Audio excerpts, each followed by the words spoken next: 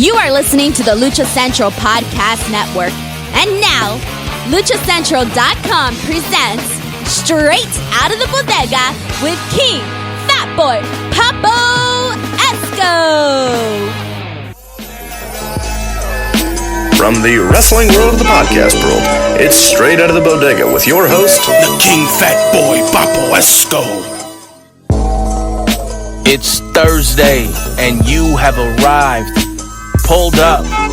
Welcome to another edition of Straight Outta The Bodega. I am your master of ceremonies, the bully from the bodega, the lucha thug, the one-man lucha gang, El Rey Gordo himself, the King Fatboy Papo Esco. And as always, we are gonna take you on this ride.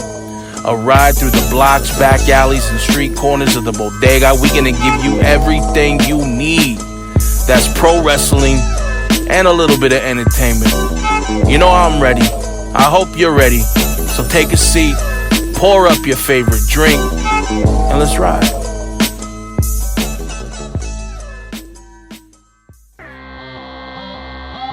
And just like I said at the beginning of this, it's Thursday. Thirsty Thursday. I hope y'all poured up your favorite drink, got it on ice, because, well, who wouldn't want an ice cold drink on a hot summer day? It's summertime. You need an ice cold beverage to quench your thirst. But I digress. I'm not going to do too much talking today. We're going to get right into it. Part 2 of the Vinnie Massaro saga. Today. Now, if you ain't listened to part 1, I encourage you to stop right now, go back and listen to part 1. And after you're done with that, come back and check out part 2. Part 1 had a lot of good stories, great interview, and the jaw drop. Vinnie Massaro claims to be El Ultimo Panda.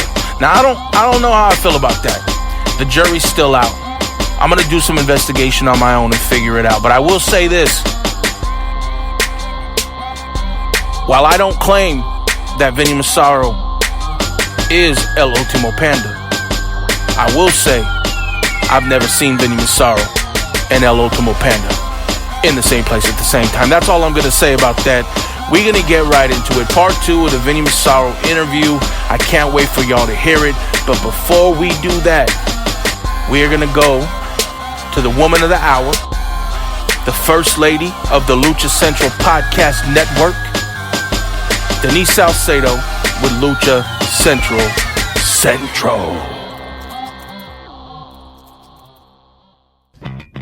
Hey everyone, it's Denise Salcedo here in Lucha Central, where they look at all of the great shows available this week on the Lucha Central Podcast Network.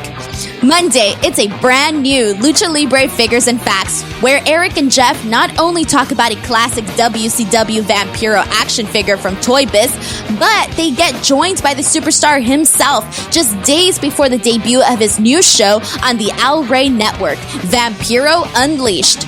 Tuesday, Mass, Mats, and Mayhem has part 2 of their interview with Thunder Rosa, and she drops all the goods on being the first Mexican women's champ in NWA, her citizenship, backstage bullies in wrestling, getting out of her Lucha Underground contract, the Women of Wrestling TV series, and more.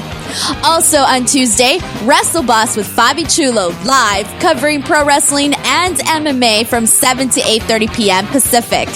This week, Fabi talks wrestling with Lucha Libre Voz promoter DJ Voz ahead of the company's huge upcoming iPay-per-view event.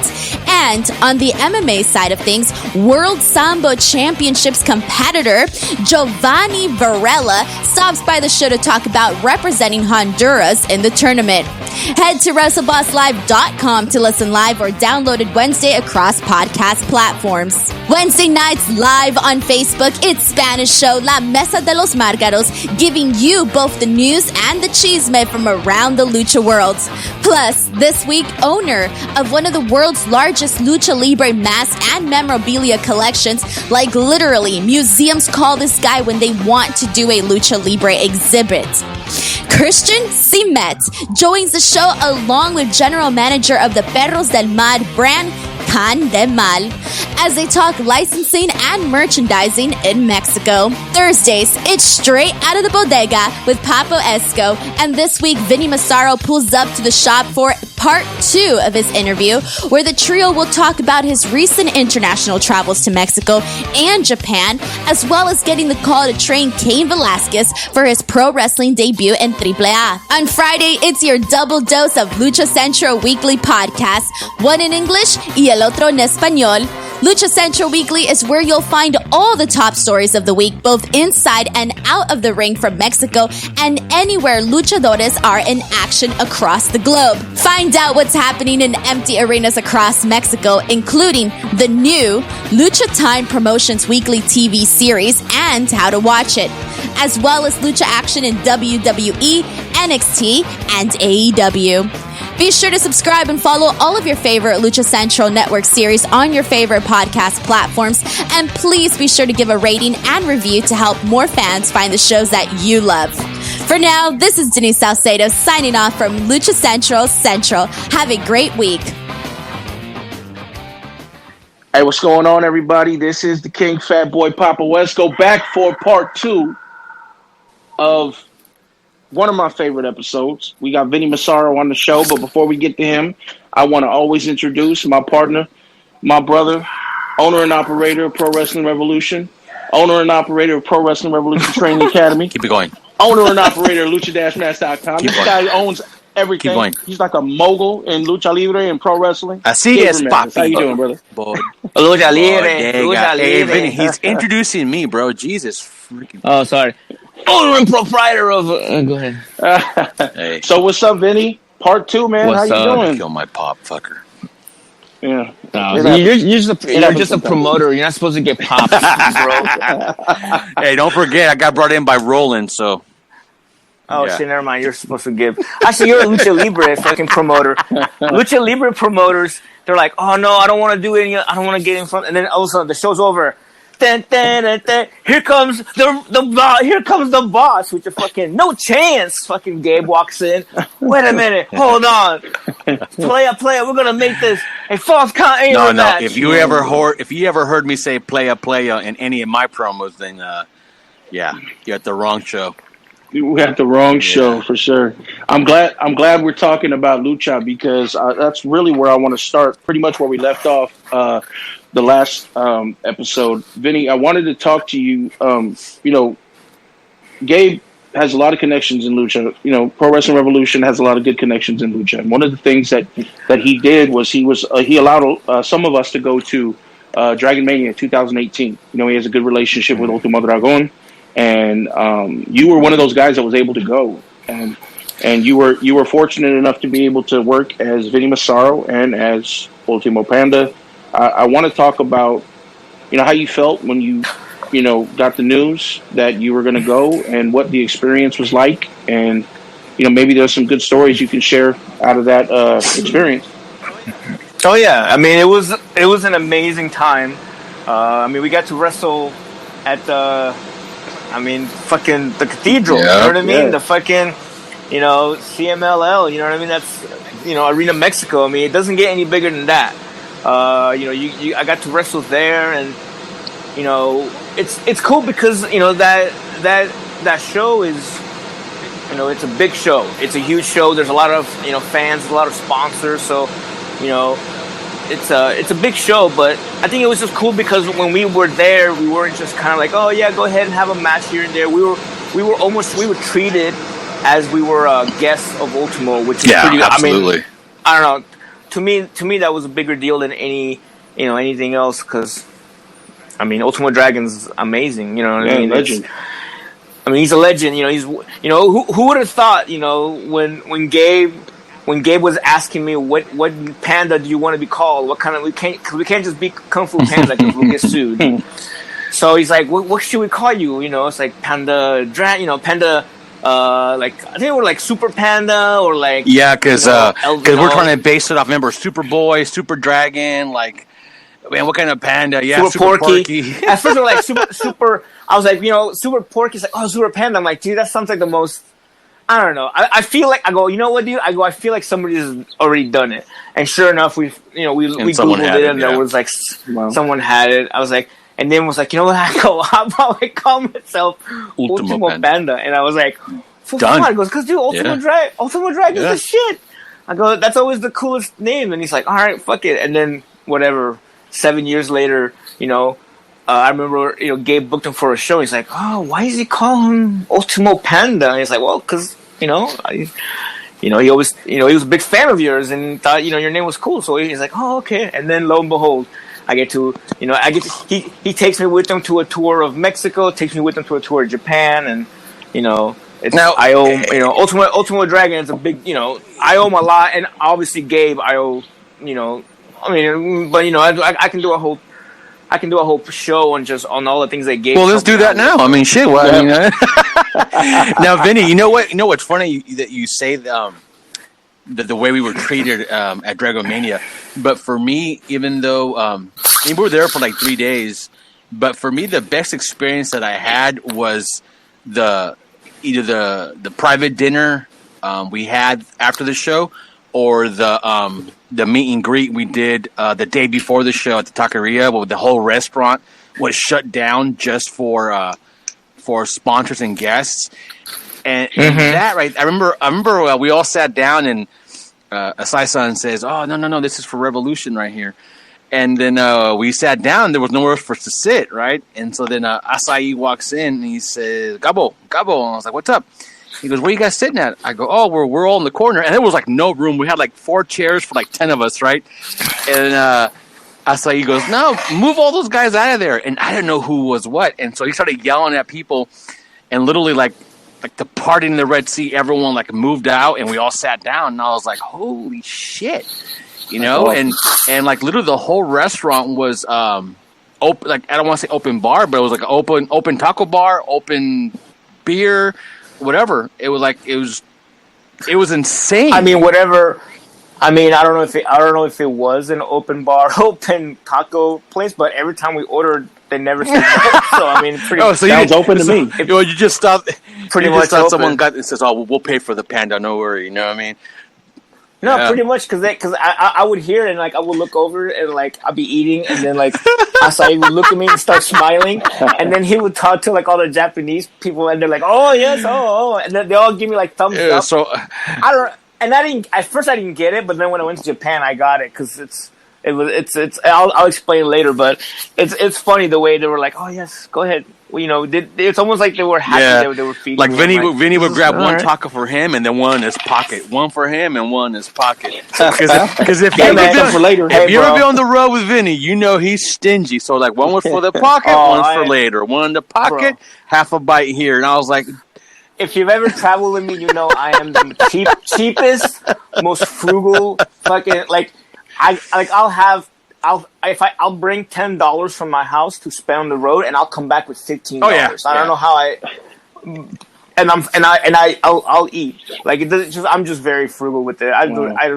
Wow. That's the way it is. What was it like, man? I mean, Arena Mexico. It's like the Mecca for Lucha Libre in Mexico, and for you to walk in there and be able to work against not only top-notch luchadors, but there was some guys from Japan there as well that are top stars. What was it like working in that arena? I mean, just talk to me about the ambiance and how you felt being in there. And, well, I mean, just walking in, you walk in and it's surreal because it's a giant place. Everything's set up, same, just like you watch on TV on Monday nights. Mondays, right? Yeah, Mondays. You watch the CMLL show in Arena Mexico? Is it on Monday? It's Sundays. Sundays? No. The Arena Mexico. Oh, Arena Mexico's on Friday. Fridays. That's right. The Friday show on Arena Mexico, and you just watch it, and it's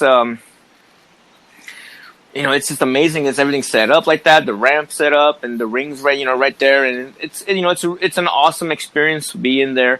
The locker room, I'm not gonna lie. The first time when we were there, I stood out like a fucking sore thumb because nobody knows who I was. So it was a little awkward. What was the best part when they told us to go in the locker room where all the Americans were at, right? So we all go in there and it's just us. We're like, oh, this is all. Oh, we are the Americans. We are the Americans. And then in walks in Sam Madonna's. Hey, fellas. We're like, who invited this guy? I was like, shit. It was a trip. But Vinny, what was more impressive? Walking into the arena and seeing exactly what we've been watching all our lives, or having all those people with machine guns at the door when you first walk in? Oh yeah, just Mexico in general is. Because we got there like a day early, and I remember getting there, and I was like, "Holy shit!" This is pretty crazy. I remember taking an Uber to. I was meeting someone. I was meeting Royce Isaacs because he wrestled there that weekend too. And he gave me like the address of this hotel where he was staying at, and he gave me the address. And then I was taking an Uber, and this is like late at night too. And I was like, all right, man, this is hopefully. I'm like praying. I'm like, just let this fucking be okay. And then the Uber driver's like, you American? It's like, yes. He goes, okay, per favor, stay in hotel. Oh no. Okay? and he's like, I go, all right. And he's like, I say, you see over there? Yeah. Don't go. He goes, it's very, very, very, how do you say pericolo? I'm like, that doesn't sound good. Peligroso. I was like, peligroso. And I was like, okay, well, I'm like, okay, in Italian, that means really bad. It goes, danger? Yes, very, very, very dangerous. I'm like, fuck. I'm like, all right. So I just got in the hotel, and we were like, all right, we're going to get another hotel, not in the shady part of town, but in Mexico City. So it's either, like I said, I'm very frugal. So I wasn't about to spend money at the fucking in downtown Mexico City because that's like $100 a night. So I was like, fuck it, I'm just gonna sleep anyway. So who cares? So I toughed it out. It wasn't that bad, but I mean, Mexico in general is the driving. Everyone drives like a fucking maniac. Like it's just there is no lights. It's just honk honk and just go. There and. Seeing all that, it was weird. But at the same time, I love the food. I got to have a torta in the middle of the street. Oh, yeah. It was like, honestly, it was the best. It was the best. That was the funniest thing because we all got together, right? And then so we all met downstairs in the lobby. And I said, all right, guys, what do you guys want to do? And Vinny's like, oh, I got to have a torta. I got to have tacos from the street. I was like, yeah, bro. Like, you have to do it. I was warned that we should not eat anything besides a restaurant. Okay. I got a story for you then. Okay, this is funny, right? So Gabe's like, guys, no.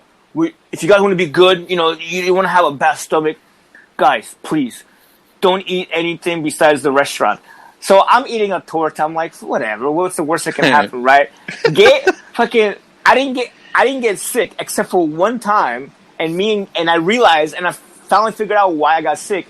Fucking Gabe, in the middle of walking, is like, "Hey guys, I'm gonna go in this KFC and grab something to drink, right?" and of course he gets like a diet soda full of ice, and I'm like, "Dude, that's ice. And I'm like, see, that's what you get. You try to eat good, healthy restaurant, and I ate. But then the KFC with the ice. Just so you know, that was the best $27 Diet Coke I had that entire week. But I mean, I had a torta in the middle of the street. It was delicious. Absolutely, it was the best. Taco, I don't care. Vinny, but it's the fucking ice from KFC. Hell no. So who were some of the guys that you worked during those 3 days? I mean, name them out.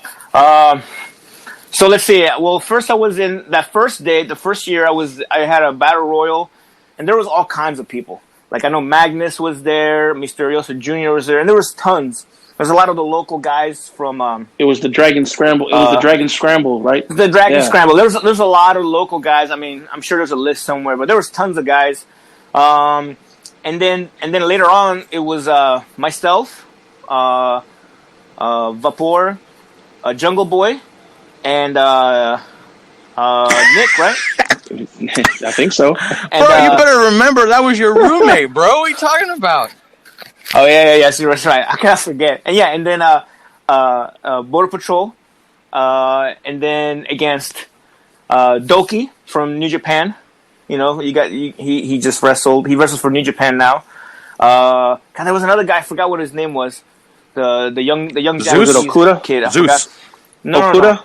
No. I forgot. I think it was Okuda. Yeah, and Zeus and Jun Akiyama.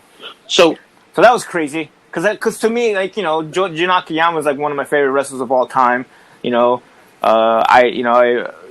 just from all the All Japan matches and all the stuff that he's done with Masawa and you know, all his matches that I've seen of him. So that was pretty cool being in the ring with him. Very scared, you know, I was very humbled and scared, but you know, turned out to be good. Turned out to be great. Let's go back to this Dragon Scramble real quick. I did see that, and you talk about all the local luchadors that are there trying to make a name for themselves as well. I've always heard that, you know, you got to protect yourself out there because, you know, some of these guys are looking to take your spot and they might do anything to do it. So I was watching that match and, man, it looked like a lot of these guys were trying to take some liberties on you, man. How was that? They beat the shit. That's a whole different podcast right there because, let's be real. We were sitting there and, he first came out for the Dragon Scramble. And I've said it before, you know, when we first talked about how Panda came out and you hear Panda. And this is the first time he ever came out. Well, this is the first time he ever came out at Arena Mexico, who has no idea who he is, or nor should they. We're in a whole different, you know, world of Lucha Libre from California, you know, to the Cathedral. And he comes out, and at first we're like, what is that? And he get a couple of laughs, and then they announce his name. Panda.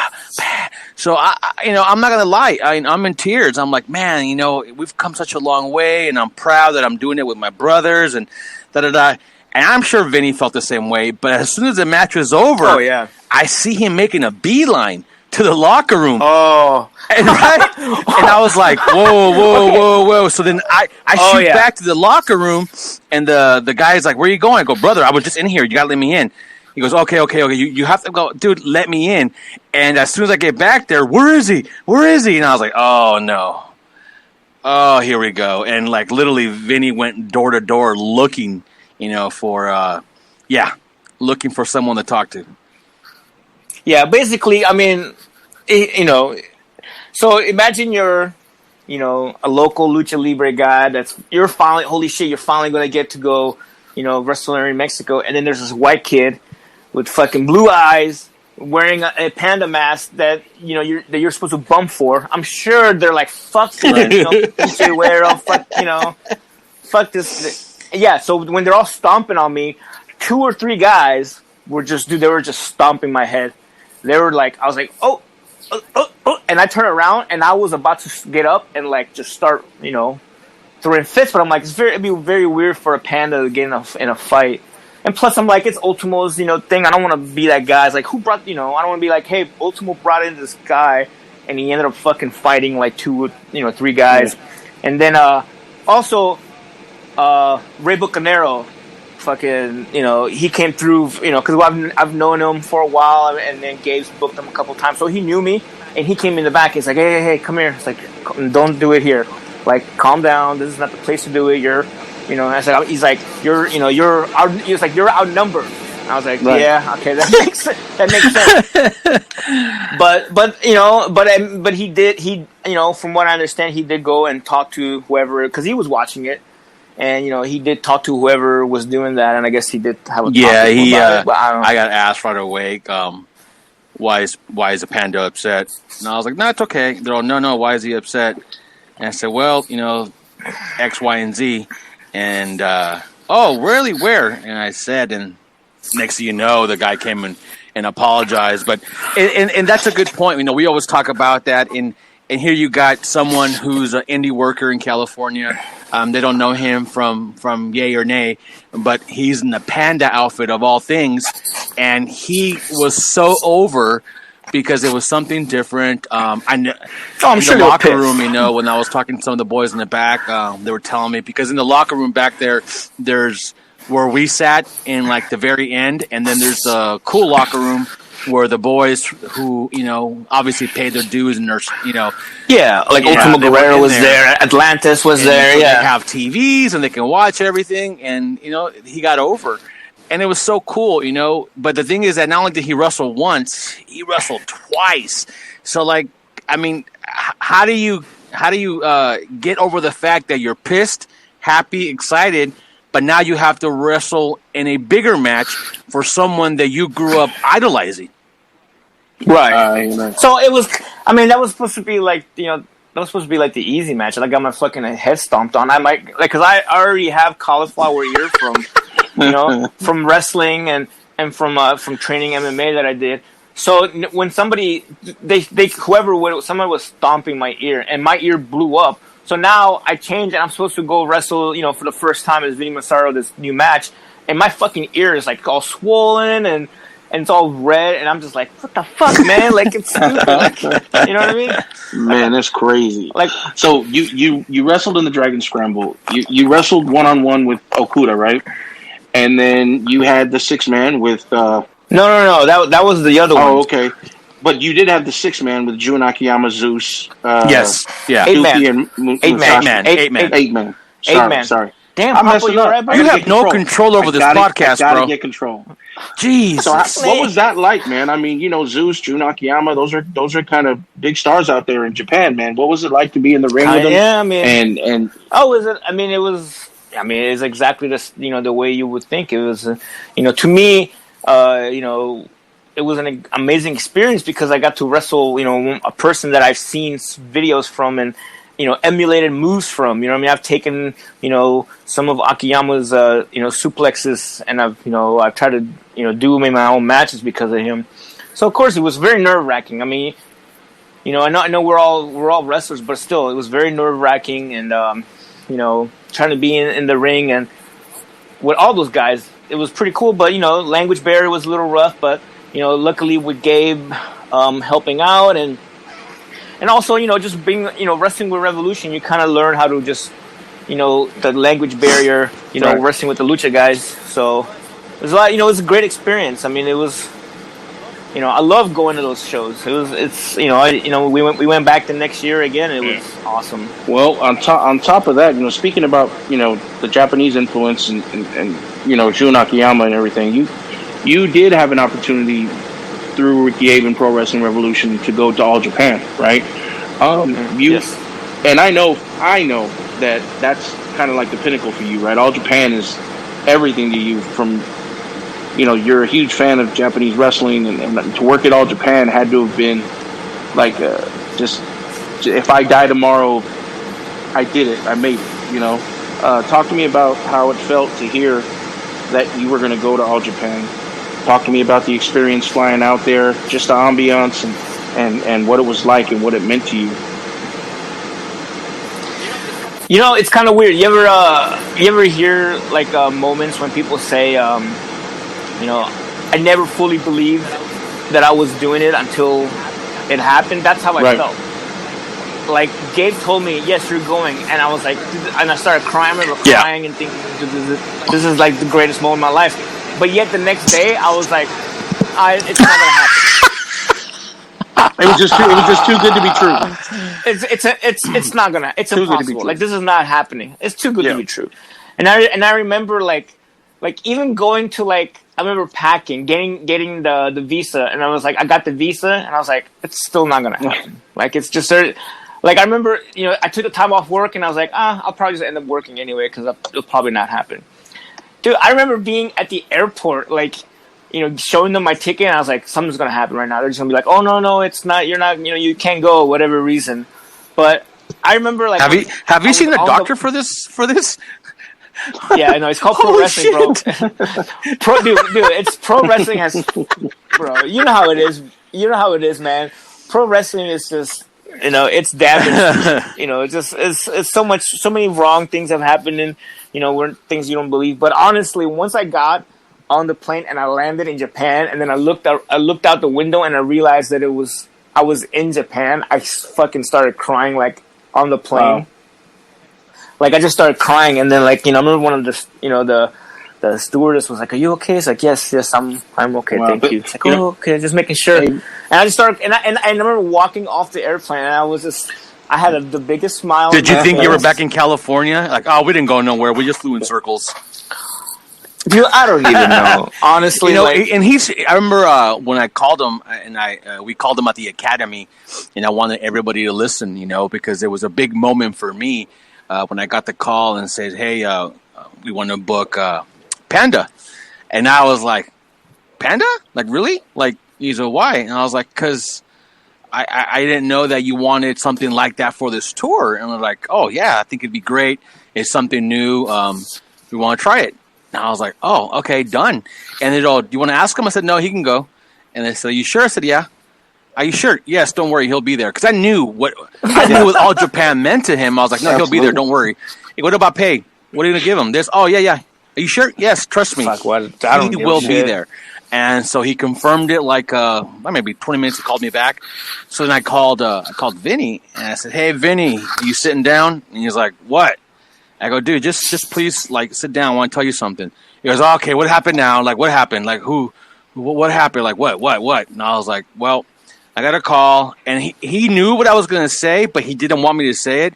He just kept saying, "Stop ribbing me. Do not rib me about this. No, don't rib me." And I remember I told him, and I could tell he definitely got sentimental. And then like his wife walked in the room and is like, "What's going on?"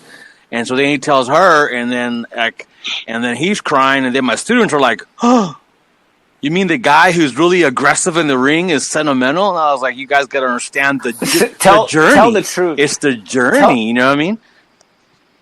Tell the truth. It's not the guy's being really aggressive in the ring. It's the guy is a fucking asshole every time we see him in the. Well, I didn't want to say that because you might come back Yes, and beat him up, you know. But yeah, I'll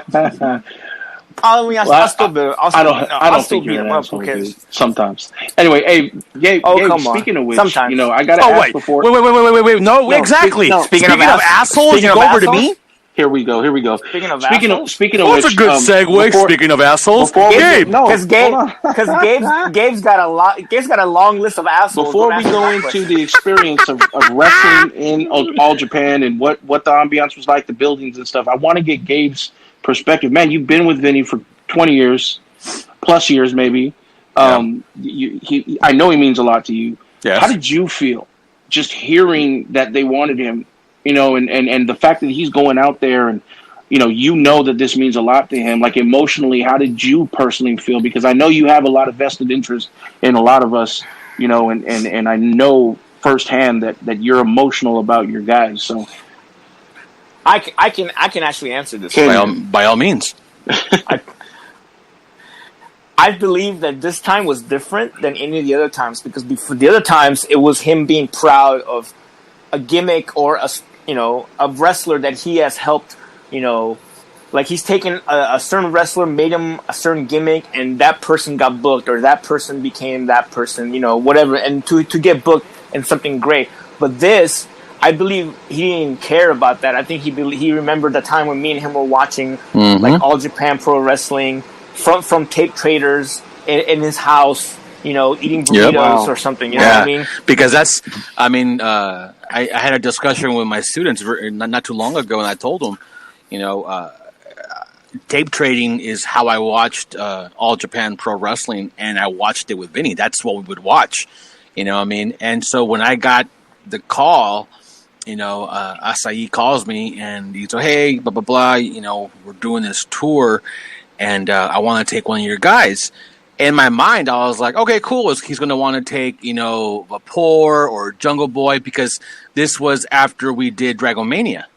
So I assumed he wanted to have, because he didn't want to put Panda in a regular match. He only wanted Panda to do the Dragon Scramble. Right. And this is All Japan now. All Japan isn't. I mean, if it was like DDT or Dragon Gate, then Panda's gonna go. But All Japan, I was like, you sure it's for All Japan? Like, no, All Japan doesn't do this. And they wanted to try something new. It was a different kind of tour, and they wanted it. And I was like, man.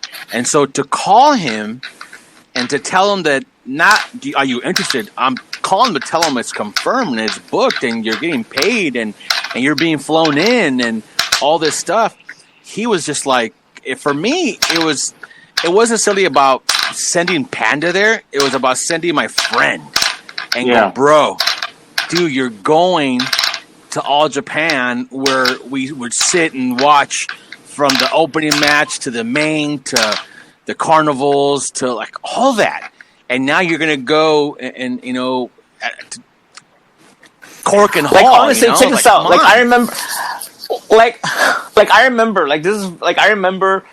like me and Gabe would watch tapes, right? And I'd be like, oh, dude, that'll be sick if I could, like, if I do this, but instead do this, like a wrist clutch version or whatever. And then Gabe would be like, yeah, dude, that would be sick. And like, I remember like going to Gym Wars and like doing it. And like everybody would be like, holy shit. And Gabe would be like, I hear Gabe in the background was like, hell yeah, it worked. Like, I just, like shit like that. And I was like, that's awesome, man.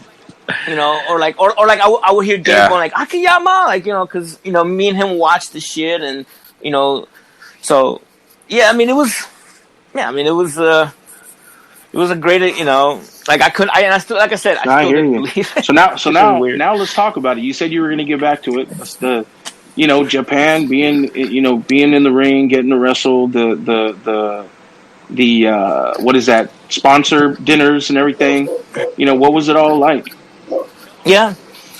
Honestly, it was the greatest experience of my life. It was the best wrestling, tours, the best fans, the best area. They took. I mean, literally, I got on the air. I got at the airport, got my bags, and I got picked up by one of the old school All Japan referees, Tiger. Tiger. Tiger Kihara. He picked me up. And he's like, "Oh, Panda-san, please, welcome." That's awesome. You're like, "What?" And you're like, "What?" And Vinny says, "Is there a panda behind me? Who's he talking to?" He's talking to me. Oh, okay. And I was like, "What the fuck?" And he's like, "Oh yes, I'm." I was like, "I know who you are. I've seen, you fucking, you refed all kinds of matches that I've seen." And I remember, like, he's like, "Oh, first time Japan." It's like, "Yes, first time." I was like, "Oh, very exciting." And he's like, "You hungry?" I was like, "Sure." He goes, I take you go eat. And he took me to like this little restaurant that was underneath the hotel. And he just kept feeding me stuff. And, and then he's like, "Oh, okay. Today, enjoy your day. Tomorrow, new day." And then I got to the hotel and, me and Tiger, we were eating there. And he would just tell me stories about All Japan. And me, I'm a fucking, like I said, like if you heard the first version, the first part of this, I'm a nerd. I'm a wrestling nerd. So he was telling me all kinds of stories about All Japan, about Baba and Misawa, and I was just loving every little bit of it. And I would just listen to him talk, and he just kept feeding me, kept giving me, kept wanting to order food, and so it was amazing. Then I got to the show. I got to meet, and then the next day we had the sponsor dinner. So that was literally just somebody pick, you go and eat dinner and somebody pays for it. You always hear with the sponsor dinners that these guys, they're so like, knee deep into the wrestling out there and they want to be a part of it in some form or fashion. So at some point, they start asking the wrestlers to do things to them, like chop them and stuff like that. Did you experience anything like that out there? No, nothing. Not the first day one, because there was like 3 or 4 of them we did.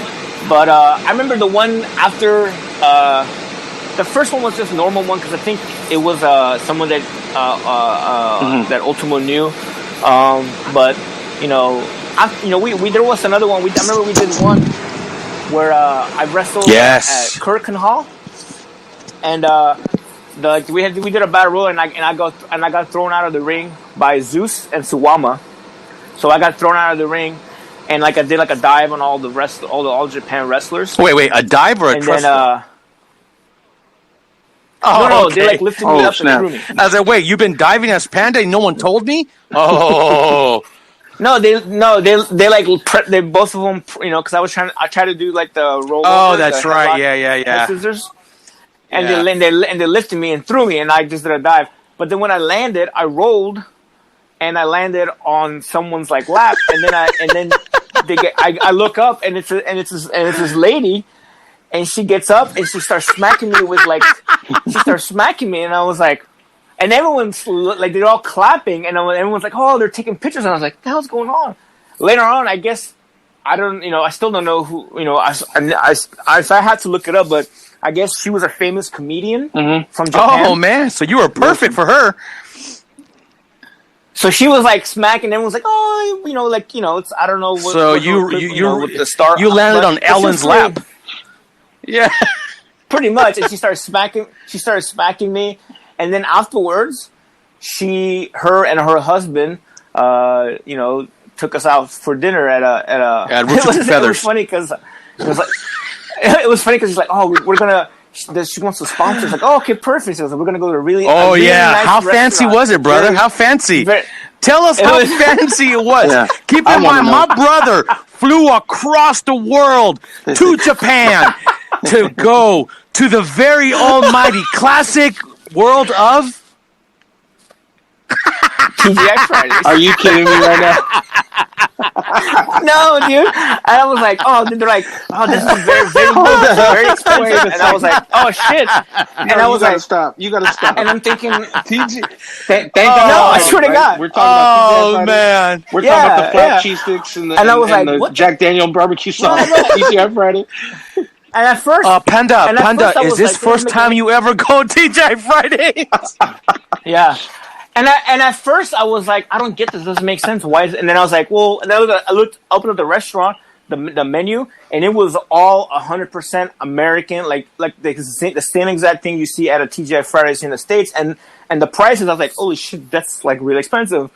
And it'd be like if here in America we have an authentic Japanese restaurant. It's the same thing. So I'm like, okay, well, this makes sense. But it was just funny that we're gonna go to a big restaurant, very expensive, and it was literally like a TGI Fridays, and I was like, but it made sense in the when I stopped and think about it, because yeah, it was, but it was like exactly just like the one you see in the but it's funny though, that because like whenever I have guests here from Japan, or whenever I get luchadors, I'm gonna be flat out honest. I don't give a fuck, and it's the honest to God truth. Anytime you have a lucha guy here, 8 out of 10 times you take him to Marshall's and Ross and leave him there for about 4 hours and come back and get them, and they're happy. Okay, but it's the truth. It's the truth. Oh yeah. When we were in Arkansas, and I had a carload of Pirata Morgan, Octagon, Lady Apache, Silver King. Acai. I had the whole crew. Well, now that I think about it, that makes sense, because where else are you gonna get those tight jeans with the studded cross on it? Wow. And we were in the middle of Arkansas tour, and we drove by a Ross and Marshall side by side, and they were like, "Oh, that was a Ross," and so I get it. I get it. But when I had Jushin Lager here, my biggest fear was like, where do I take Jushin Lager? Like, I can't take him to sushi, right? Like, I can't, because I don't want to be the same guy, to take him to eat something that you would think he already had. So do we take him to a steakhouse? Do I take him to Italian restaurant? Like, what do I take him, right? And so we were in the locker room. The show is over, and I had Demon, Atlantis, Máscara Sagrada, Jushin Lager, and we're all sitting there. I said, well, Lager-san, where do you want to go eat? He goes, oh, wherever you guys want to eat. No, where do you want to eat? And literally, he says, oh, I choose. Yeah, you choose. He wanted to go eat on McDonald's. Yeah. McDonald's, and then he goes, yeah, I want a Big Mac, Diet Coke. And so then I go, let's go. And then Demon pulls me inside and goes, if you take him to fucking McDonald's, I will beat your ass and never work for you again. I was like, all right, I won't take him to McDonald's. So who are you? Yeah. Who are you, Martin Marin? Calm down. I would think. If it was Mark Marin, it'd be half a hamburger and a half soda. Yeah. That joke was for like 10 guys that know who that guy is. You know what I mean? But you do know that's Little Cholo's dad, right? See? Yes, I know. Okay, well, I'm gonna leave that alone. I'm gonna leave that alone. Vinny, man. I'm gonna shout out to Little Cholo. I'm gonna leave that alone. And Cholo, please make sure you recharge your phone and get your Cholo bucks. So next time you come back to the podcast, you can stay longer than 3 minutes. Yeah, we're gonna have him back soon. I hope. Damn, him and Big Ugly, huh? Yeah, I don't know. It's about those it's Cholos. weird to me too. So yeah, man. Definitely a great experience in All Japan. I know it's going to be a great thing for you to go back after this pandemic, and I hope you do. One of the things I wanted to talk about now is, I've known you as Vinnie the wrestler, Vinnie the guy, asshole. and honestly, Vinnie the trainer. I mean, when I went to semi-pro, graduated from beginners, you were one of my first trainers, and you taught me a lot of valuable lessons about how I work in the ring, and I know you've done that for a lot of different people. I want to talk about the training aspect now. I know you train people. I know you train a lot of people, and I know you know where this is going. But before we get there, I just want to talk about the training aspect. What does training the young talent mean to you, and how does it make you feel to see that these guys are actually progressing? And just talk to me about training in general. I know this is one of your passions. Correct me if I'm wrong, but I believe that's one of your passions as well, right? Yeah, no, I've always enjoyed training. I've always enjoyed training, a certain style, because I think a lot of times right now, especially in our area, and Gabe can attest to this, is pretty much anybody that has a ring or a warehouse calls themselves a we've trainer. talked about this many times. And then just opens up a school and just says, hey, I can go ahead and train people. I wish it was more like they do in Japan and Mexico, where they have, like in Mexico, they have maestros. They have guys that okay, these guys are trainers. Right. It's not like, oh, well, I trained with Skyday for a month, so I'm going to teach you guys how to wrestle now. It doesn't work like that. It's guys that have been wrestling for a long time, that have wrestled many styles, they can be allowed to train. Because, all you're going to do, you're just going to keep making more bad wrestlers. We need an actual trainer to teach these guys how to properly train in the ring and out of the ring. Because a lot of times, a lot of the guys that come out now, they know how to bump, they know how to do normal stuff. But the outside of wrestling part, like being professional out of the ring, doing, cutting promos, just doing anything like that, they have no idea how to do any of that stuff. Well, and that's why, to me, Pro Wrestling Revolution Training Academy, where you were training at when I first, met you were a trainer at, excuse me.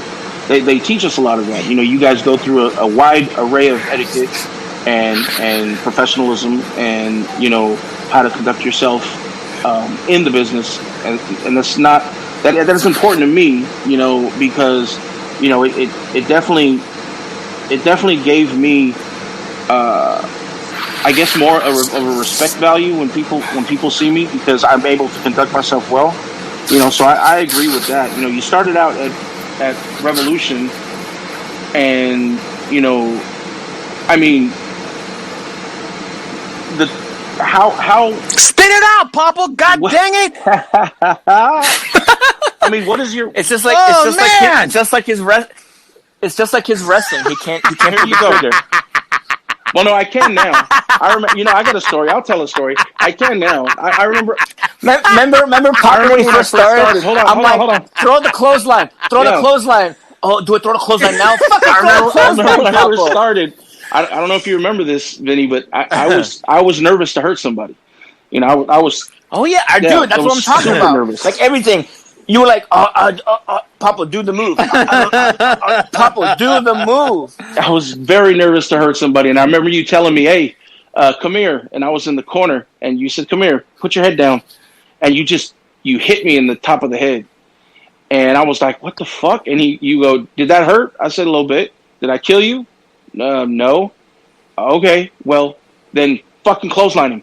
It's like, oh, it was in that moment that I got it. Yeah, because dude, I'm sorry, because you were doing like you were doing like the Ultimate Warrior like L clothesline. And you were just tapping the guy. I'm like, dude, that looks. I was afraid to hurt. I was afraid to hurt somebody.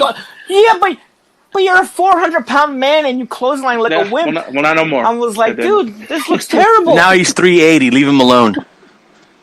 All right. Not anymore. Not after the pandemic. I bet you he's back. I'm about 320 right now. God damn it. Yeah, no, bullshit. I'm up on a scale. So let's talk about it, man. Training. You're the trainer that trained Cain Velasquez for his professional wrestling debut. All right.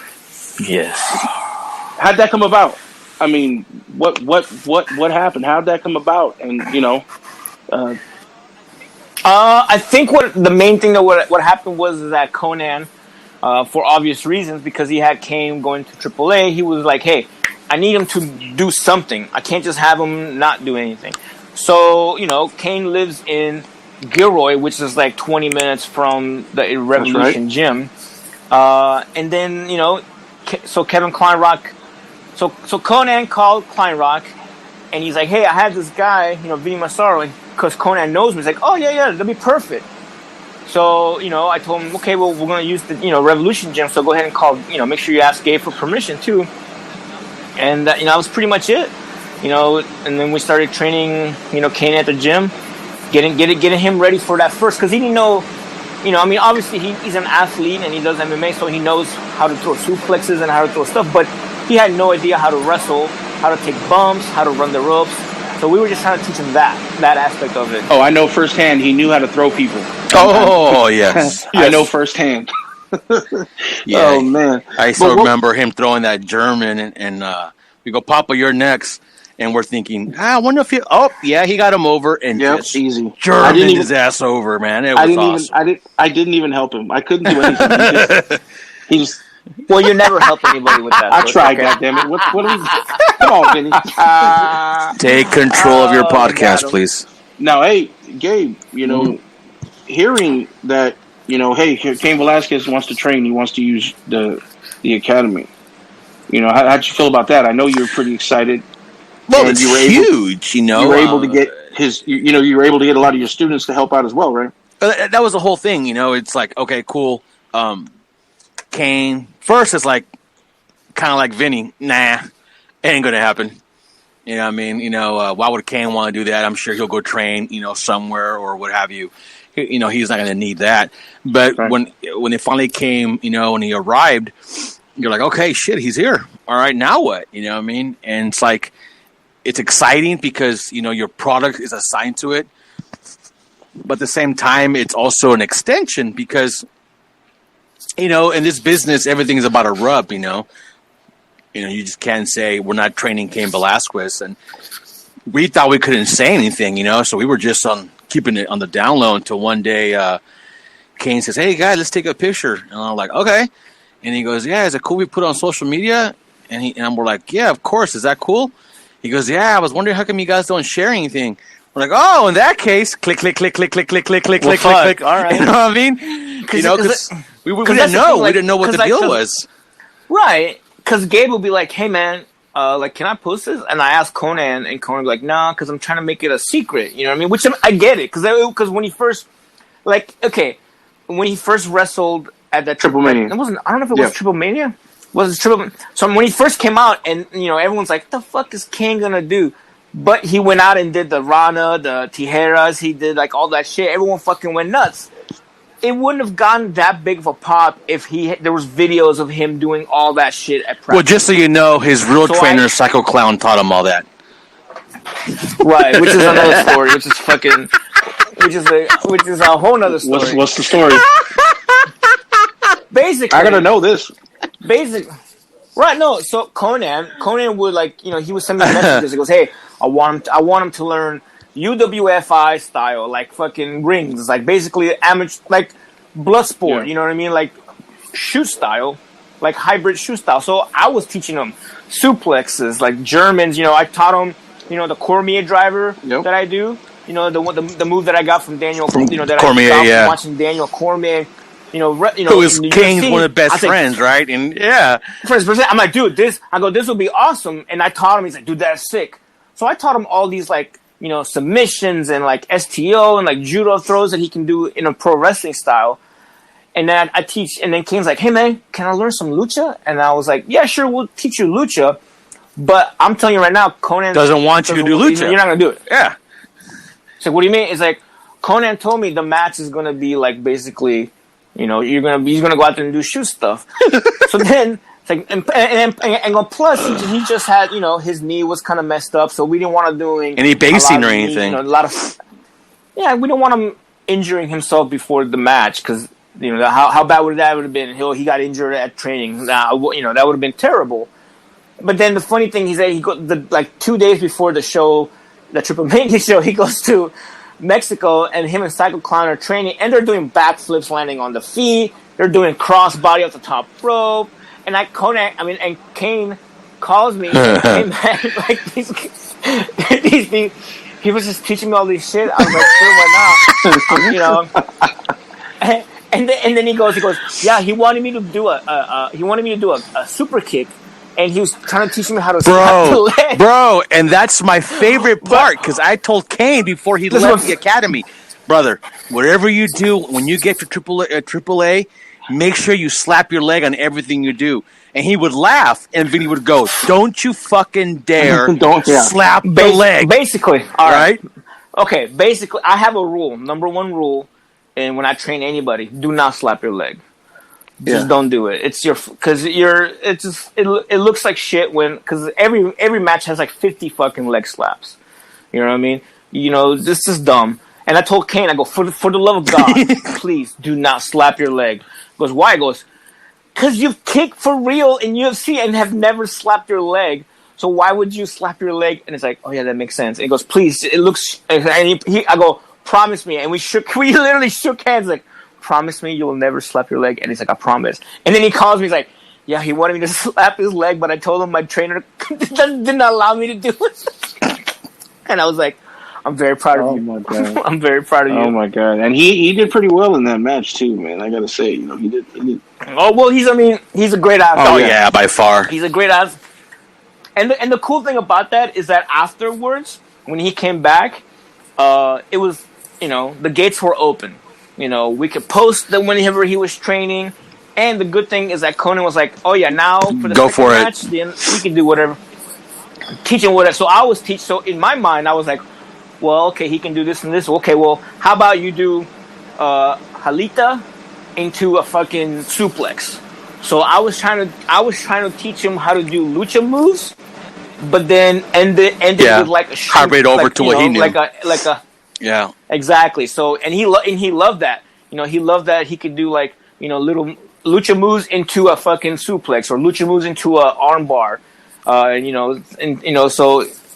second match was awesome. I will go ahead and say that the star of all those matches was Taurus. He definitely based. Yeah. He definitely based Cain very well, and he helped him out.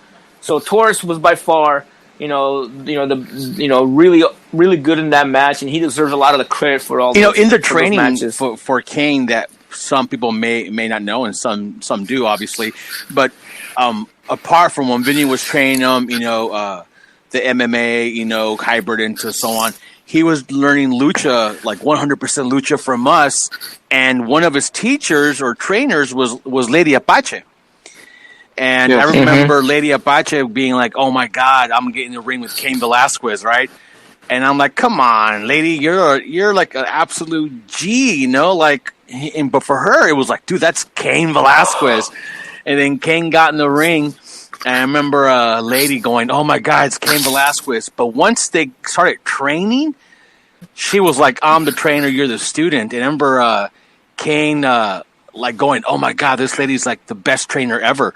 You know what I mean? And so Cain learning, being at the academy, he was always like super humble. I remember he'd come back from like AAA with like gifts, jackets, shirts, hats, stuff like that. And like, "Here guys and students," he was cool with the students. He was, he was an extension of the academy. And then eventually he'd come to class on a regular basis, and we would teach him lucha stuff.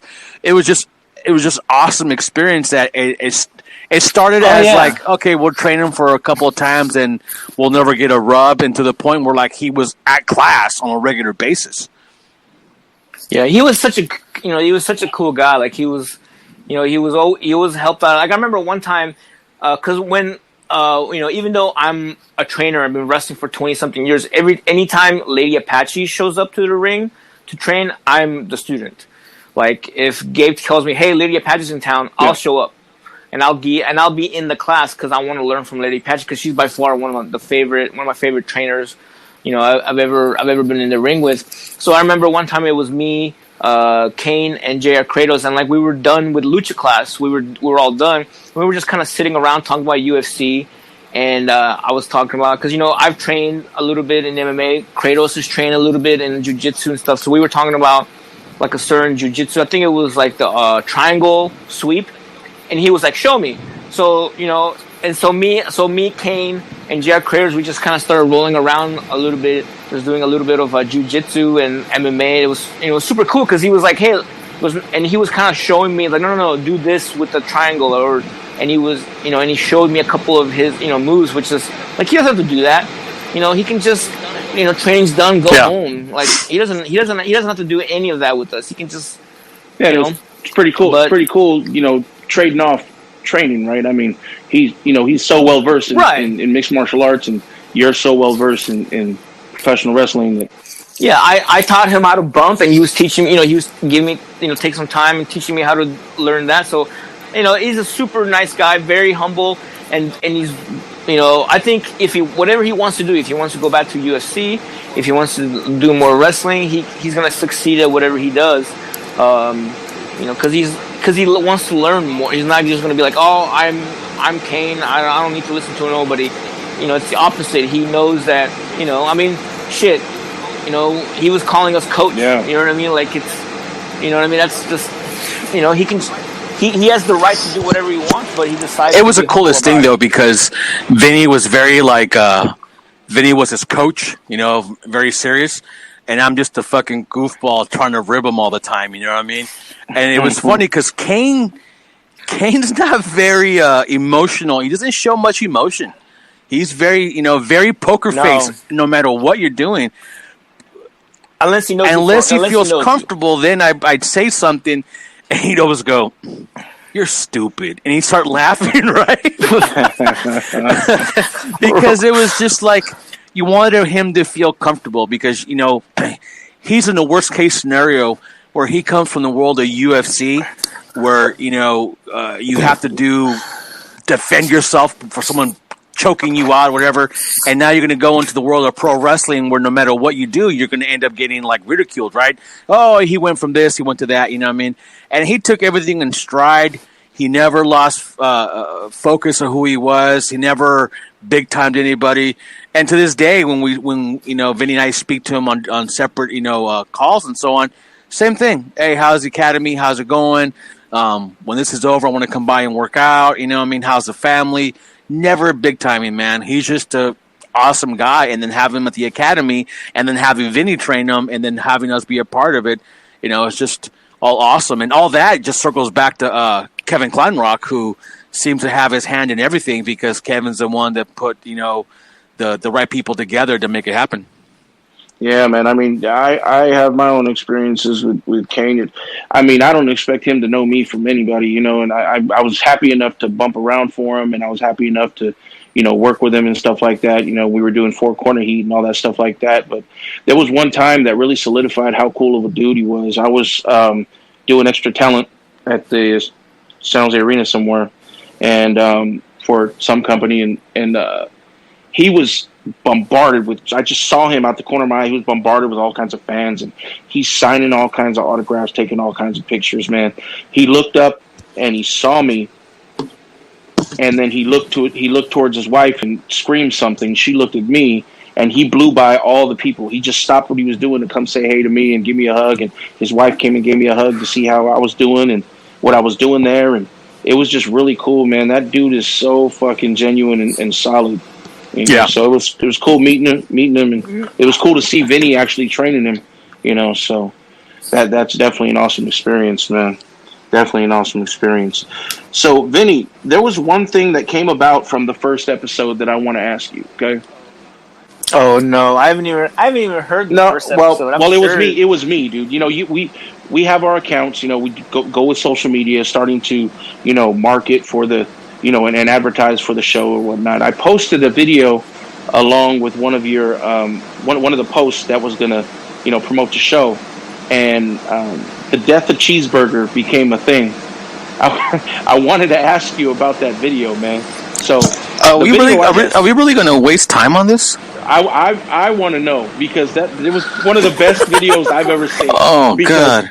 He grabs he grabs cheeseburger in one of these innovative moves, Regal Plex, and you fucking dropped him on his neck. And I thought you killed him. And the dopest part about the video is they just keep repeating it. Have you seen the video? So yes, what happened there, dude? Like that Regal Plex, man. It's a dangerous move, but I mean, what did he do to make? I mean, calm down. Calm down. It's not a dangerous move. Well, I mean, it is a dangerous move, but I'm a professional. Yeah. But no, I needed to take out cheeseburger, so I was like, I'm going to give you a Regal Plex. And he's like, "What's that?" He goes, "Don't worry about it." Took your chin. That's it. He didn't touch his chin. Oh no, he took his chin. I had his chin the whole way, and he just released him before he bumped. The Regal Plex is one of those moves when the guy, if I don't trust somebody to if I don't trust somebody to take the move right, that's kind of those moves like you have no choice but to take it. So those moves are reserved. Those moves are reserved for people that I'm like, you know what? I'm not sure how good you are. Just tuck your chin. Yep. Just tuck your chin, because I have control the whole time, and it's pretty much. I remember when we're in class, and I go, Vinny, I want you to teach everyone the snap a knees, which is a Saito, right? Oh no! And he goes, come here, and they go, what do I do? And he goes, tuck your chin. I go, oh shit! And he grabbed the guy and bumped him, and he got up and he goes, oh, that was cool. You know what I mean? But that's pretty much, tuck your chin and you go. So Vinny, you went to Japan, you went to Mexico, you skipped the trip you did to Naucalpan. I skipped the what? The trip that we did in Naucalpan the day after, after we did Mexico. He wasn't there. Oh, Vinny was there.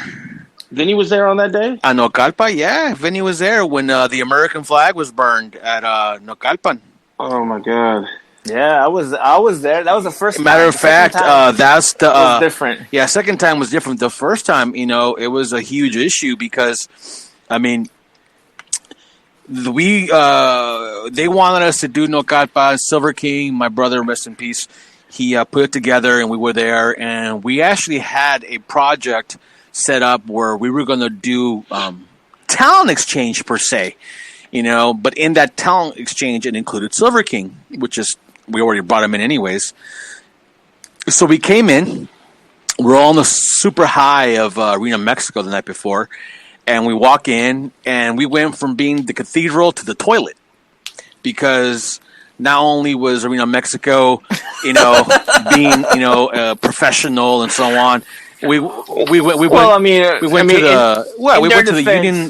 to Union 76 Exxon Station on Highway 5. Oh my God. It was crap. Absolute crap. From the moment we were received, the owner, not all the boys, but the majority of the boys that we dealt with. There's a couple. It's crap. They double crossed us. He ordered those cars. He ordered those cars was really nice to myself. I really remember that. To you, to you. You know what I mean? They took liberties with Vapor. They took liberties with Jungle Boy. Someone in the locker room or the concession stand stole one of our belts. We had to go get it. They double-crossed the booking. It got bad to the point. It was a clusterfuck. It got to a point where I don't see this very often, but Border Patrol Colt Stevens walked out. Like he walked out and said, I'm done. So he walked out, right? And then Jungle Boy goes, oh, you're out? Fuck, I just got hit in the head with a VCR. I'm out too. He walks out. Vapor goes, oh, you guys are out? Fuck, I'm out. Vapor leaves. and now you're standing there alone with Silver King. What's going through your mind? What happened? Well, okay, so at this point, because I'm in the ring, and I'm going through. Me and Silver King are working. Me and Electroshock, we're all, we're working. I'm gonna admit it was stiff, but as Gabe knows, nothing that nothing that I'm used to it. I mean, shit, I just got my ass kicked a day before everybody in Mexico. So I'm kind of like, all right, whatever, just, whatever. It's just, I've gone stiff plenty of times before. But I look, and they're walking out, and I'm like, all right. And here I'm like, okay, so, and Silver King's like, where the fuck they all left? And I was like, oh, fuck. So in my mind, I'm like, I go back up, and I was like, you guys, come back. And, Nick, fuck that. I'm not going back to this bullshit. I go, listen, calm down. I go, and I was trying to be the because in my mind, I'm like, we're in fucking, we're in a, hostile environment. Yeah. We're in armpit of Mexico by far. We're professionals. No, and it's not even that. I'm just trying to get the fuck No, you got to out remember, of though, Papo, it wasn't that Nick didn't like the match. Right. The talent took liberties where they threw a chair at his face. No, yeah, you showed me. It was out of hand. So then Nick goes, wait a minute, I don't feel safe here. I'm out of here. What Vinny was trying to save is the fact is, look, dude, let's just finish this match and get the hell out of here. And if we don't finish, it's going to end up being worse. Let's just go and finish it. It's going to get worse in the locker room. Like, we're going to be like, you know what I mean? It's like, we're going to just, if the match just ends right here, they're going to come in the back. Nick's going to yell at them. They're going to yell at each other. Something bad's going to happen. We're in fucking Mexico. We're like literally we're like 4 people against a whole locker room full of luchadors. Like, we're way outnumbered. So I'm like, listen, I know they're being stiff. I got fucking stiff in the head too. Let's just get the fuck out of here, though. But let's just do it so we actually have our luggage. We're not getting fucking robbed and shit. You know what I mean? Because we still had to get back to our hotel, which was 3 hours. It was like a 2-hour car ride. And just to keep this in mind, guys, it's not like we can just go, hey, what the fuck? You got my bag and Uber. No, here's something you guys gotta understand. Uber does not travel to the arena we were at. Uber told me when they dropped us off, we will not come back and get you. Uber is not allowed to travel to this part of town at this time of night. So this is what we're up against. So, right. So I'm like, I go, if this was like at, a show in whatever in California, I was like, fuck yeah, let's just get the fuck out of here. But no, dude, we were like in hostile environment. Guys, let's just calm down. Let's live to fight another day.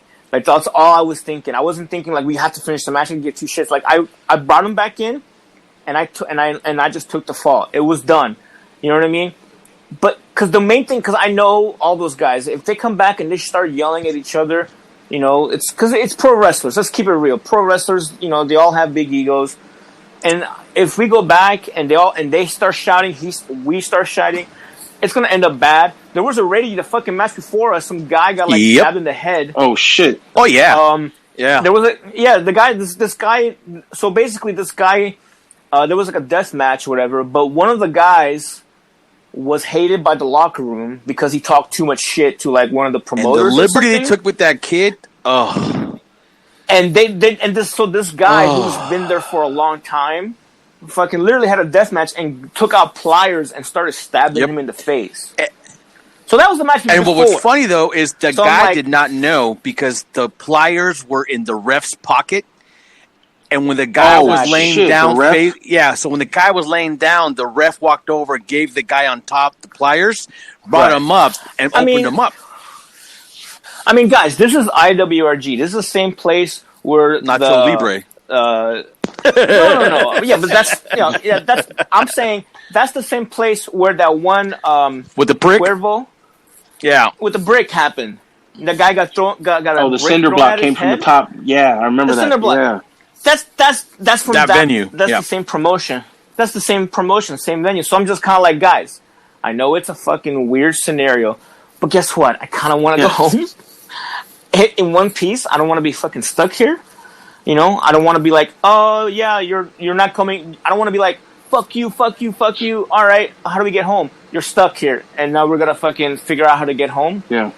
So I'm like, let's calm down, and we just went back, finished the match. I go, Nick, please, shut up. This is not the time to pick a fight.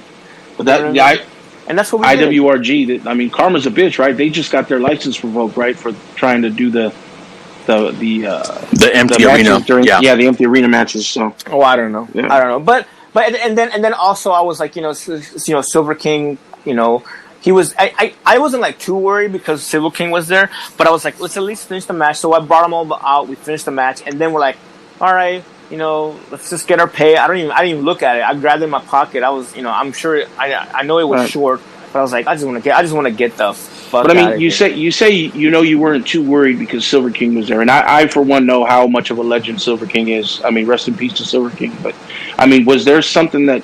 I mean, what could he have done if people started wilding out and going crazy on you guys? There wouldn't have been much he could have done. No, right? Not really. No, but that's why I went back and finished the match. That way, at least it's like, hey guys, come on, let's stop. And they finished the match. The main thing is, I just didn't want them to, we just walk out and then they start cursing at us, and then we start cursing at them because we're all wrestlers. We gotta we're not gonna just take it, and then all hell breaks loose. Okay. So, but that was the main thing. I just want to, because plus Gabe was there, his wife was there. I'm like, you know what, dude? It's not like this isn't like just me against you, like in some, at a place I can just go home. Yeah, we're stuck. and the funny thing is, I'm sitting there watching this happen, and Silver King makes eye contact with me. He's like, "What the fuck?" And I'm like, "What do you want me to do? Like, like I'm gonna go up and go get him? Like, what the fuck?" And it was a mess because I mean, a lot of stuff. I mean, Jungle Boy literally had her take a flag that was American flag that was being burned in the stands. So yeah, it was a little bit. It got out of hand. They got out of hand.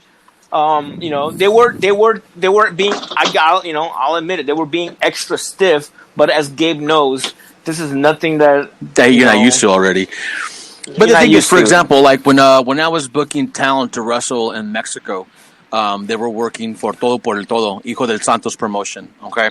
And I was booking, Brian Cage, Oliver John, Derek Sanders, Hijo de Trump, I was booking, just on a regular basis, right? Well, one show, Oliver John and somebody else grabbed the Mexican flag, right? Even though he was holding his own American flag, he grabbed the Mexican flag. And there was a huge issue where I got a phone call. We were warned by the State Athletic Commission. That's not only a law that he potentially broke for wrestling, but it was the law of the country. Okay. So my problem is we walk into Nocalpan, and we have this makeshift doctor in a fucking coat asking me where my license is at, asking me where my money's at, asking me, and I was like, I ain't paying you. Man, you better get out of my face. I ain't paying you shit.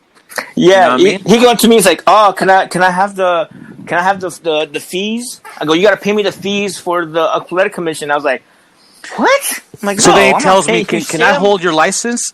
I said, dude, if you ask me again, we're all leaving. I said, I ain't paying you a penny. I came from, I'm here on behalf of these people, the owner, and that guy right there. Any money you want from me, get it from them. And I go, Silver, or we're going home. I have no problem going home. So they're trying to stiff us when we got there, trying to take our money when we got there. They changed the booking, in the ring.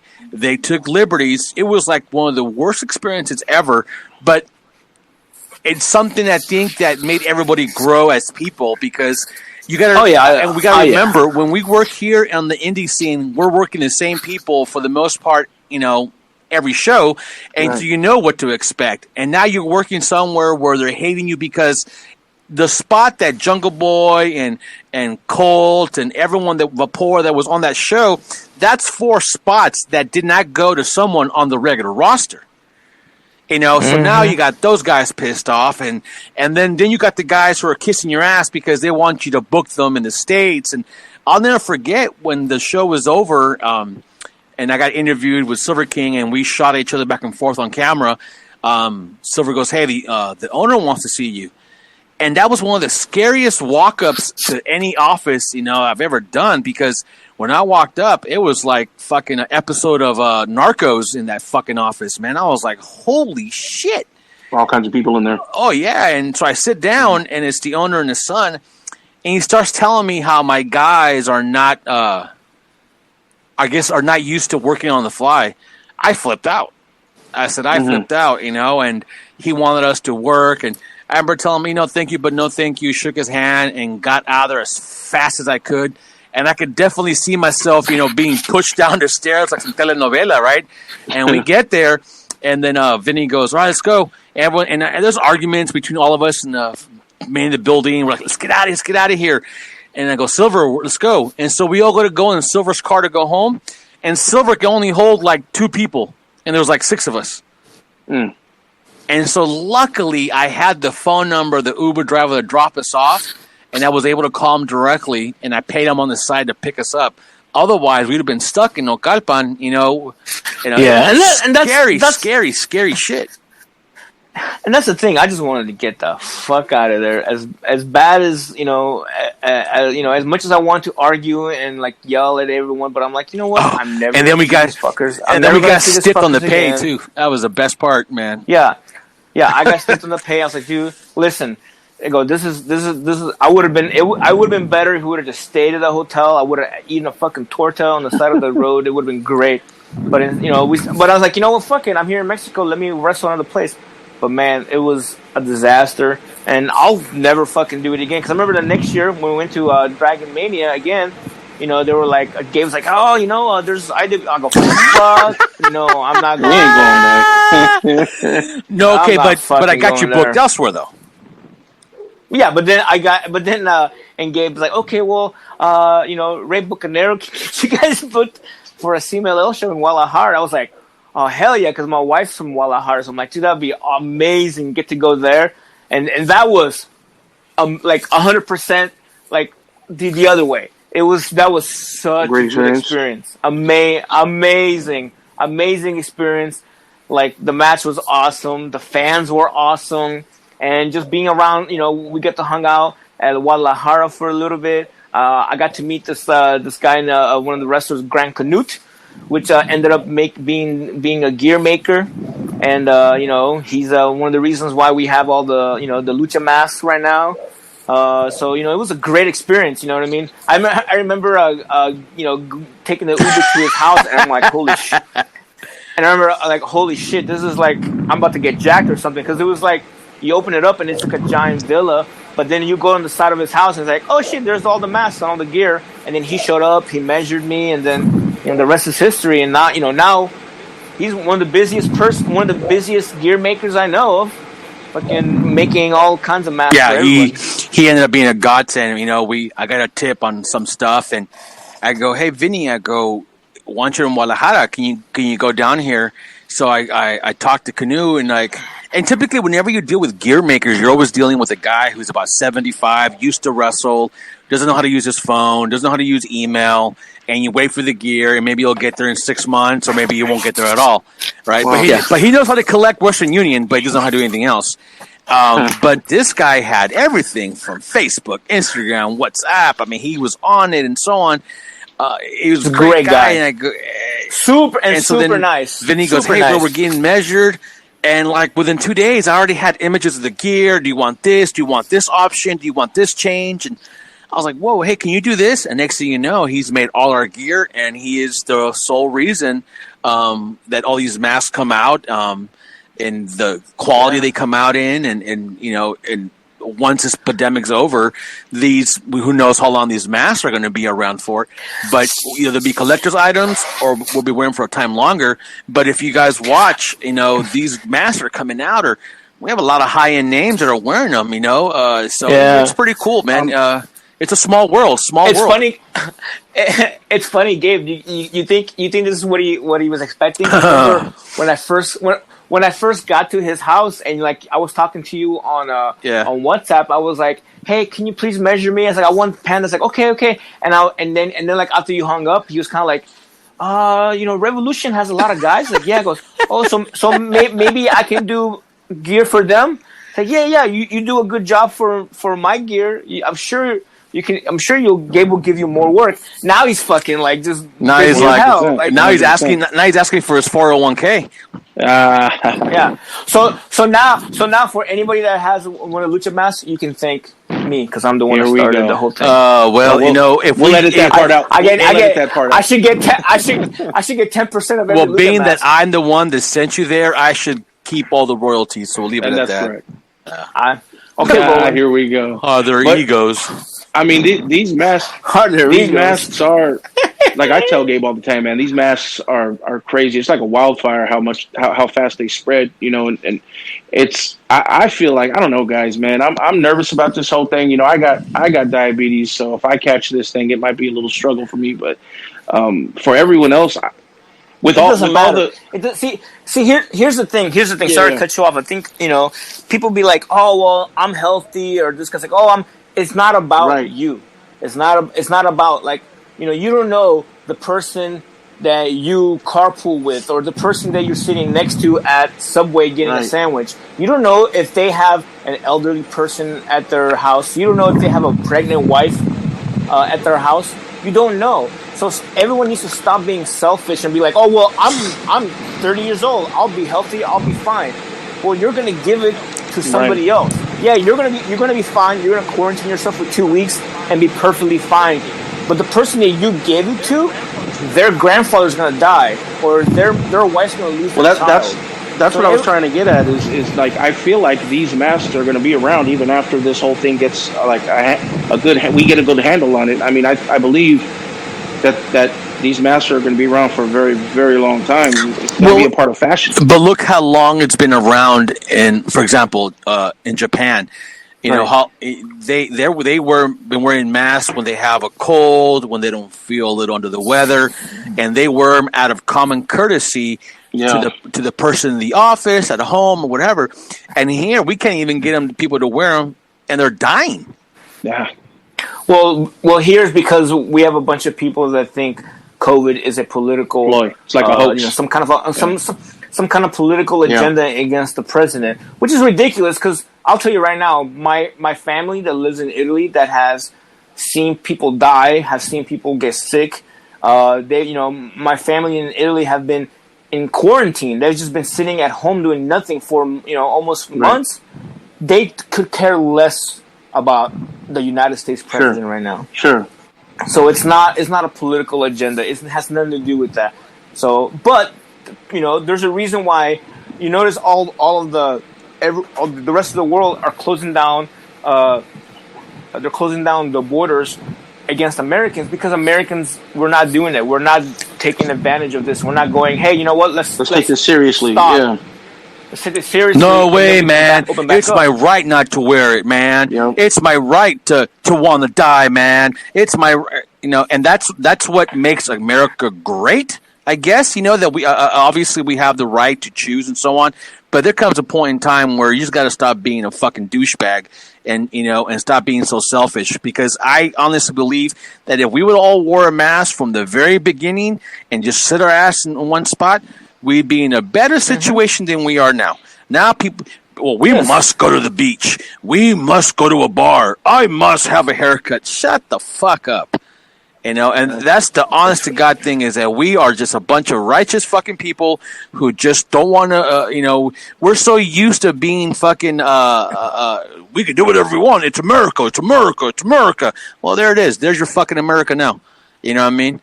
Yeah, I just, people like to take, it's all right.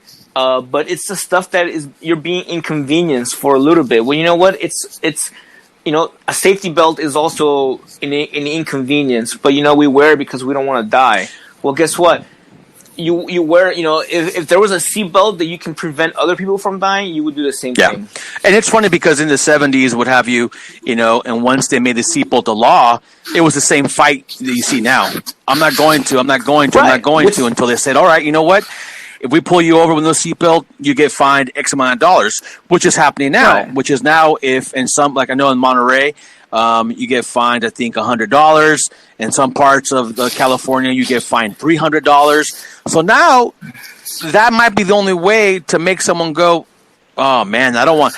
One thing is to get yelled at on social media and be a keyboard commando, but now it's like, man, who cares if I save somebody? I don't have $100 to pay, and so but whatever it takes at this point, because I know for sure it's been 4 months, man. You know, we're stuck here in 4 months, and we're up another 4 months for sure. Listen, when people are very selfish, all right. So if it's something that handles, people will be like, oh, I'm smoking cigarettes because it's okay. I know it's gonna hurt my lungs.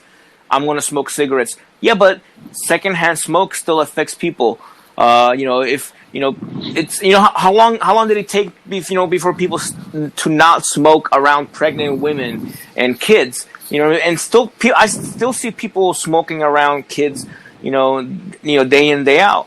But it's because they're being selfish, and people's like, well, it's my right to smoke. I was like, okay, but just for 1 second, think of somebody else besides yourself. And unfortunately, it's people don't do that. Vinny, we're going to start getting ready to wrap this up here. And one of the things I like to ask people that come on, is this. We have a lot of, up and coming talent that likes to listen. Oh wait, before you said that, the best Border Patrol is Oliver John, Brian Cage, and JR Kratos. That's my three. Okay. Shout out to the Border Patrols. Well, I think the best Border Patrol is going to be Kratos, Oliver John, and Derek Sanders. Oh, see, what's funny is that Derek Sanders is like right there. I just think because Derek Sanders was always like, I don't know if he was booked this way, but he was always the fall guy. Well, you got to remember the group he was in. You had Nate Rules, who was jacked. Right. You know what I mean? And and you had Ollie, who was like the leader of the group. So Derek was always the youngest one of the group, so he was a fall guy per se. Yeah. To me, I always I would think like a tag team of Oliver John as heavyweight champion, and then a tag team of JR Kratos and Brian Cage together would be just a ridiculous freaking tag So you don't team. think it'd be Brian Cage and Wise Guy? No. Nick, did you hear that? Yeah, here we go.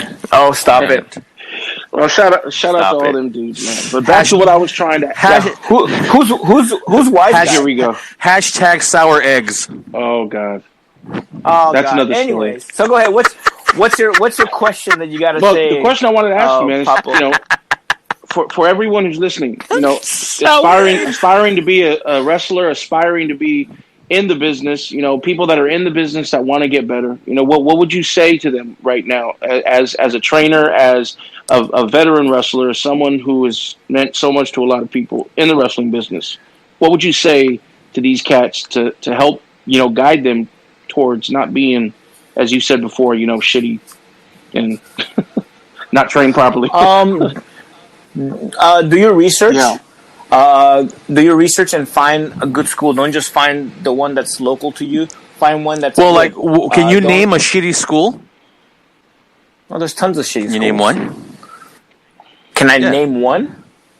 No, actually, I don't. I can't name any shitty school that I know of. But I mean, pretty much, honestly, in California, Revolution is the main one. That's what I think. I mean, there's not even anything remotely close to Revolution School, and I have a school, and I'll tell you right now, it's nowhere near Revolution School because we don't have the tools that Revolution has. We don't have the different trainers that Revolution has. And I'll be 100%. If I lived anywhere near San Jose, I would be at Revolution every chance I can get. But yeah, just do your research. Go to a good school, and then just don't be afraid to go outside of your your comfort zone. and learn some new stuff. I said it on the first episode. I hated Lucha Libre because I just disliked the style, but I started training on it, and look at all the opportunities that it has brought to me. So, don't be afraid to go out of the comfort zone. Yeah. If you're anywhere near California, go to Revolution School by all means. 100%. That's the number one thing that I can say. But if you're out of the country, do some research, go to a good school, and don't be afraid to leave that school. Don't be like how I was with Roland, at APW and Roland, where I was like, I'm stuck. I can't go anywhere. If there's an issue with the school, there's some, with personnel or something personal that happens to you, leave. Do not be, in a toxic environment inside of a training school, because if something bad happens inside of a training school like that, you're gonna hate pro wrestling because of it. Wow. Yeah, no, that's facts, man. That's definitely good information. Well, Vinny, hey, dude, I tell this to everyone who listens. I love you, man. I think highly of you. I thank you for everything. I thank you for everything that you've done for me personally. And I can't wait for us to all get back to it. I can't wait for this whole thing to be over so we can get back in this ring and start doing what we do. Doing what you do best, and me doing what I do mediocrely. But stop it. Well, that's our time, fellas. Before we go, I like to ask everyone to give their social media, and I know you're the king of Twitter, so why don't you go ahead and shout out your socials? We're done? Thank you. We're done, man. Well, you want to have a part 3? Right. I wanted to get your feedback on your thoughts on Jonathan Holiday. Who? Oh my God! Nobody knows who that is. Wait! You can talk about fucking cheeseburger and the suplex, but we can't talk about the famous Jonathan Holiday. Hey, that's your. You're right. Man. My bad. He's taking control. He's taking there you control. go. My bad. Sorry. Although, hey, I'm gonna say this for the record. No. We're done. I'm gonna say this for the record. Okay, Goodbye. We're done. This is proving my point. Everyone, please give me your damn social media, and we're done. It's very hard to control this when you have Gabe Ramirez and Vinnie Massaro on a mother effing podcast. God damn it, you guys! Please just give your social media shit, and we're done. Oh, so much fun. All right, guys. Go ahead and give me your social media, Vinny. I am at Snoring Elbow. I make basically now, since I'm not wrestling and I can't plug anything, I just talk mad shit on wrestling pretty much, and I make funny memes and funny jokes. That's all I'm gonna give you. So if you want to go and have a laugh and not take wrestling so seriously, you should open a meme school. You can follow me over there. Yes. I know, I that should. That is facts, man. King of Twitter. That is crazy. And then if you want to see, follow at PW. Oh wait, you're. Hey, whoa! You're cutting off Gabe here. Golly, he's been doing the whole show. I mean, what the hell, I cut everyone off. I'm terrible. That's why nobody asks me on these podcasts, because I talk. So Vinny, I know what you're gonna ask me already, and I'll ask myself. You know what I mean? Yeah. No. I already know what Gabe's going to say. I'm going to ask this question. Don't answer this question. Don't worry. But was I? Dude, come on! I can't help it. I'm Sicilian. I gotta. Jefe, Gabriel Ramirez. Socials, please. Everything at PW Revolution, and then please follow us for all the updates on the brand new masks on www.lucha-masks.com. As we release some new stuff, we are releasing the new Penta mask. By the time this airs, we're releasing a new one. Are we getting the? We're working on the Matematico. We're working on. I can tell you guys now. I just got the green light, and we will be releasing soon El Bandido. You know what I mean? We're working on the long list. We're gonna do Hijo de LA Park. We're gonna do LA Park Jr. We're working on a lot of other talents. Mariachi? We're working on other ones, Okay. I'm trying to see if we can get the reunion of the Grimes brothers. Maybe we can do some of those. Oh, shit. Phantom of the Opera, so we're going to show a picture of Wise Guy in a happy face. But follow us on all that. Please share your thoughts on the podcast. Johnny August? We're gonna get a Johnny August? Only if I can get the logo of the corner house on the mask, and we'll be okay. Or prings, or tabs. Get them. Yeah, you know what I mean? But yeah, thank you for all you guys do and support. Follow us there. Check out the masks.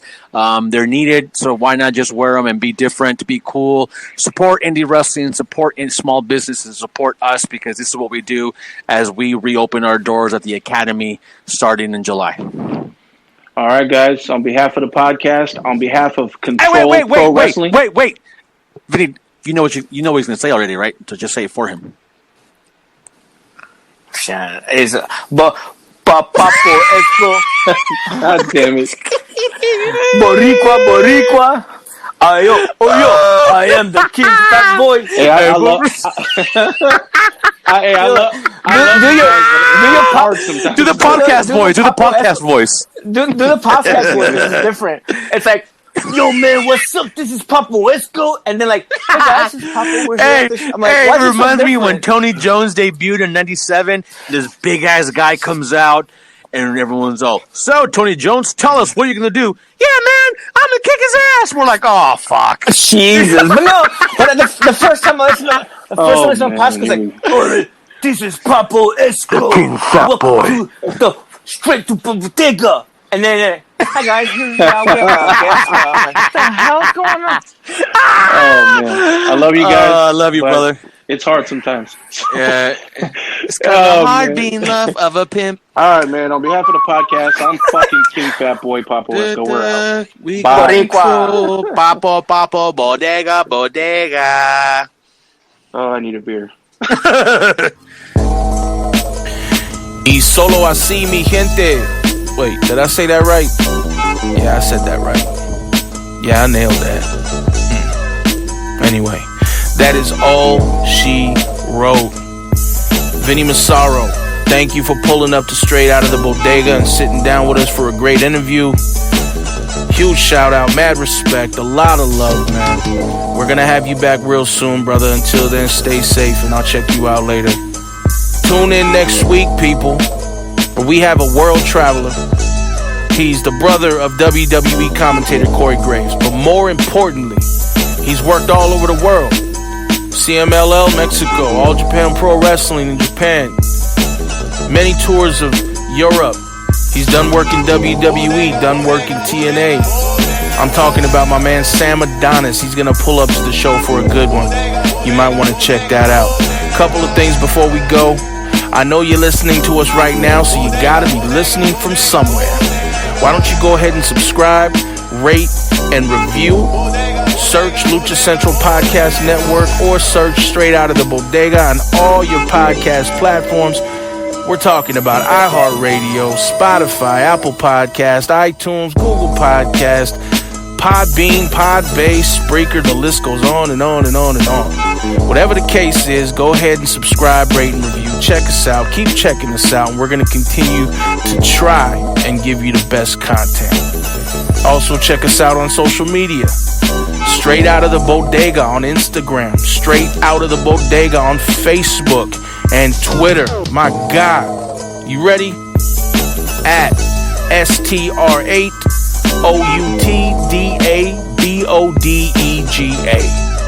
I love that ad, man. Let's make that ad go viral. You know, I want 1 million followers by next week. Let's make that happen. Also, check me out on social media. Papo Esco on Facebook, Papo Esco on Instagram, and Papo_Esco on Twitter. Well, that's all the time we got for today. On behalf of the podcast, I am your master of ceremonies, the Cain Fat Boy Papo Esco. We are out.